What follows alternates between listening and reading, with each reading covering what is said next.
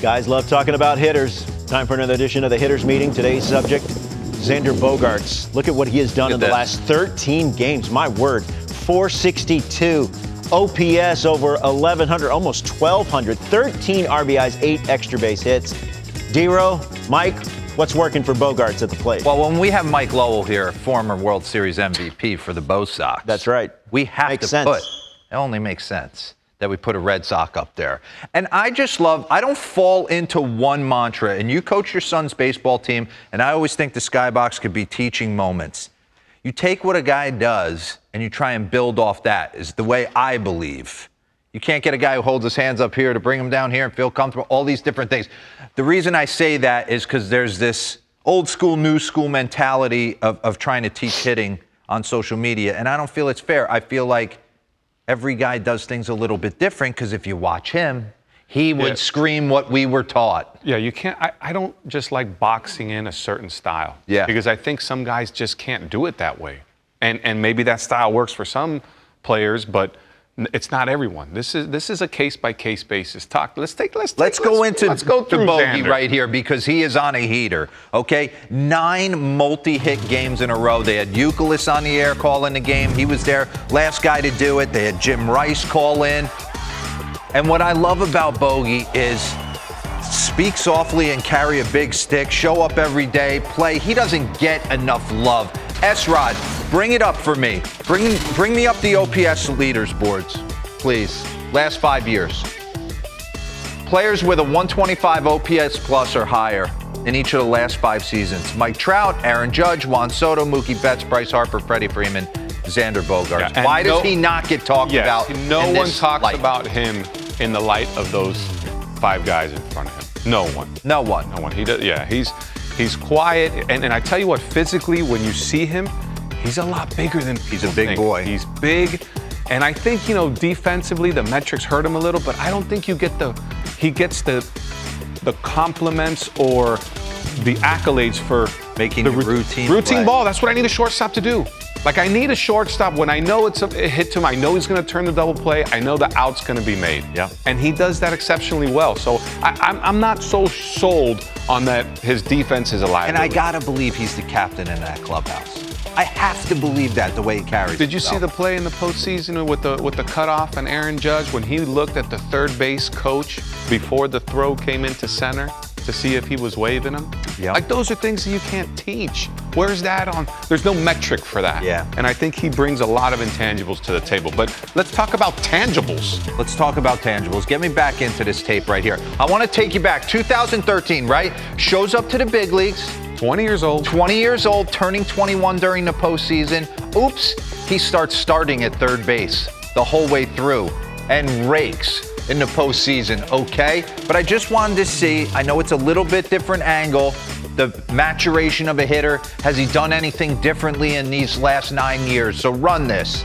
The only thing I see is a guy that's more connected, right? Young, grinding.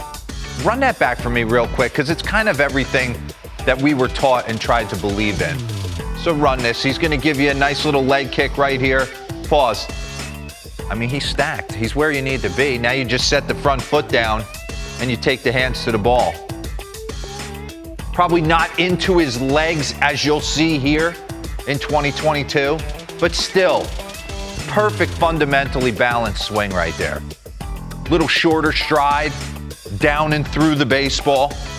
And let's get into it, right? He's been raking. We'll get into a nasty side angle. Joe Ryan spins him a breaking ball, middle of the plate, grand slam. But he's down on that baseball. I know it's feel versus real, but when you're watching it, it is a conscious effort to get on top of the baseball. It absolutely is. And that clip before, that's 96 in and off the plate. And he's also a guy that he's line to line, DeRo. You know, lefties here, he can pull you. He can pull you down the third base line. He can knife one down the first base line. And by the way, that's about, 407. Sorry, it's a double, not a homer. Pause this. But this is what I see the difference from the 13 to 22. It's a little bit like he's more locked into his base. Yes. And he's a little bit more behind the ball. I love looking at guys' heads when they start their load and when they make contact. So if we can run that forward slowly, let's take this fan right here where he's a little bit behind. He starts his load, and when he makes contact, I mean, it's what, 6 inches?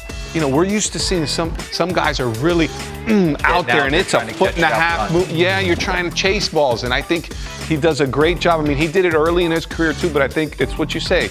It's the maturation of a hitter and understanding what I do well and how I can incorporate that on a consistent basis. Run that back real quick for me. Bader, nice job on the bait. Pause this. Here's the difference, in my mind, with the guy who tries to think, I'm going to get a little bit of a launch angle going right here.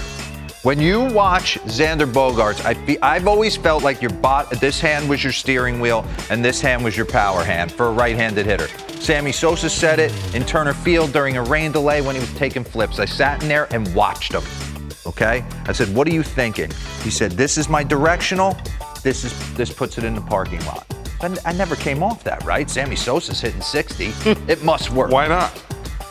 But that whole idea of taking this hand down and inside the baseball and kind of bat head replacing that bottom hand is what I believe Xander's feeling. Whereas a lot of the guys now, instead of pulling it off their ear, there's this conscious effort for this bat to flatten and almost this top hand, and we're in a slot here instead of here. And I think style B may produce more home runs. It's style proven. A makes you a better hitter. Like there's more of an attack mode. Run that. And real slow. Yeah, and one thing. Watch his left hand. He's going to pull this down towards the baseball. There. Stop. Back it up one more. There you go. Look at that bat path. It's coming here. It's not getting into this region right here. And if you go 2 clicks before where he's making contact, this is 1 point, one more, right there. Even guys that think I'm coming down on the ball. I mean, Jim Thome said his whole career said, I thought coming down on the ball. When you make contact, unless you swing at a ball at your neck, because that's the only way you could get it, every ball, Gary Dembo told me this when he was the hitting coach. Hit on the upswing. He goes, every bat angle is like this. When you're making great contact, your idea is maybe try to get it there, but in reality, your bat is never level in the hitting zone. So that in itself creates a certain launch angle. So for me, we got to barrel the ball up, and then we'll see where it takes us. And you have to ask yourself, what type of hitter do you want to see with the game on the line in the 8th or 9th inning? I don't want to see him. I don't want to see Freddie Freeman. I don't want to see guys that chase average. So this whole moniker that average doesn't matter, yeah, I get it. But when the chips are on the line, average matters, because this guy's going to put the ball in play, and he's going to beat you in a variety of ways. Let's go. Give me a board versus lefties just to clean it up. And by the way, Harold Ramirez for the Rays, we haven't talked about him at all. He's crushed this year. Highest average versus left-handed pitchers this season, minimum 100 plate appearances. Paul Goldschmidt, Bogey, Ramirez, Look at Pujols. Yeah, take it down, take it back 4 years. 3rd in Major League Baseball since 2019. I mean, wow. I mean, he's gonna opt out, and somebody's gonna. Yeah, it's gonna be interesting. I believe he's a glue guy for that organization. Yeah, I need him. They really do. Yeah.